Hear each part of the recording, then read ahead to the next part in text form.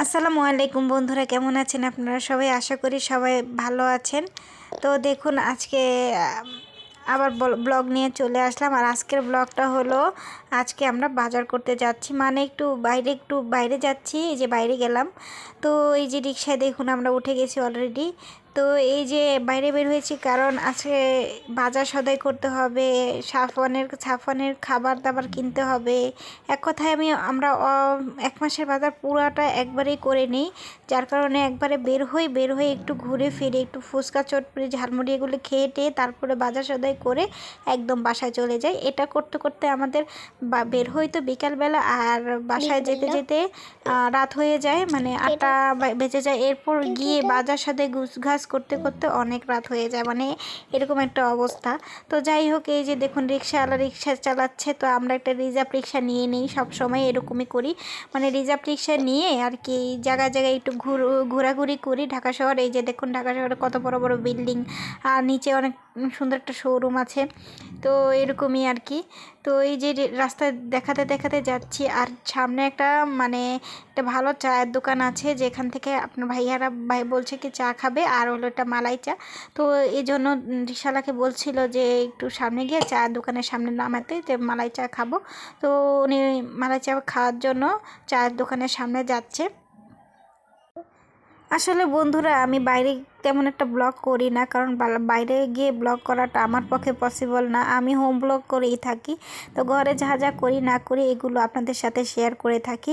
তো বাইরে গিয়ে ক্যামেরা ধরাটা মানে মোবাইল ধরাটা মানে আমার কাছে রিস্কি লাগে। অনেক সময় যদি মোবাইল ধরে রাখি, এমন আছে ঢাকা শহর বোঝেনি তো, ছিনতাইকারী যদি টান দিয়ে নিয়ে যায়, মোবাইল যাবে তো বড় কথা না, টান দিয়ে তো আমাকেও ফেলে দিতে পারে, বা আমারও তো একটা অ্যাক্সিডেন্ট হতে পারে। এই জন্য আমি এই জিনিসটা করি না। তো যাই হোক বন্ধুরা, আজকে একটু সময় পেলাম, এই জন্য করলাম। তো এই যে দেখুন কথা বলতে বলতে এই যে আমরা অনেক বাজার সদাই করে বাসায় অর্ধেক বাজার সদাই রেখে এসেছি। আর এখানে এসেছি স্বপ্নের শপে এসেছি। শপে এসে আমরা একটু ওই যে 160 টাকার কম্বো গরু মাংসগুলো বিক্রি করে না, কম্বো প্যাকে, তো ওই গরু মাংস নিতে আসছে 160 টাকা করে। তো 2 প্যাকেট আমি গরু মাংস নিয়েছি। তো এই যে দেখলিনি তো প্যাকেট করে রেখেছে, তো ওই 2টাই নিয়েছি।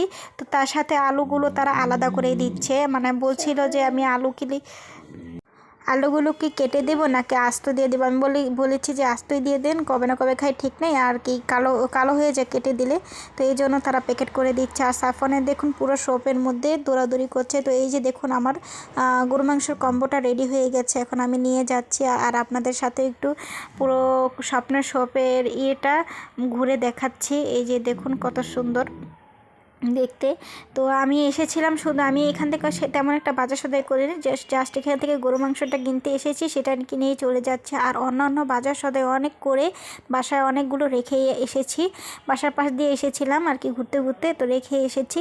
তো এত বাজার সদাই নিয়ে আবার অনেক ঝামেলা হয়ে যায়, এর জন্য অর্ধেক বাজার সদাই রেখে এসেছি। তো এখান থেকে আমি গরু মাংসগুলো নিয়ে যাচ্ছি।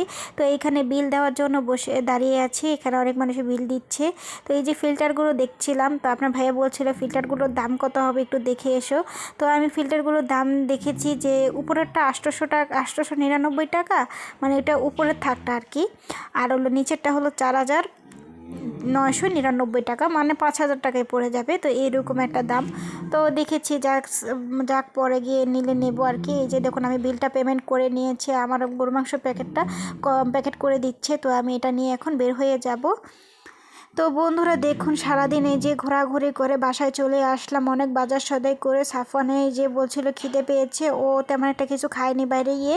তো আমরা একটু ফুচকা খেয়েছিলাম, তো সেটা দেখানো সম্ভব হলো না, বলছিলাম তো রাস্তাঘাটে ভিডিও করাটা আমার পক্ষে তেমন একটা সম্ভব না। চিকেন ফ্রাই নিয়ে এসেছিলাম, তো চিকেন ফ্রাই সাফওয়ানে খেয়েছে।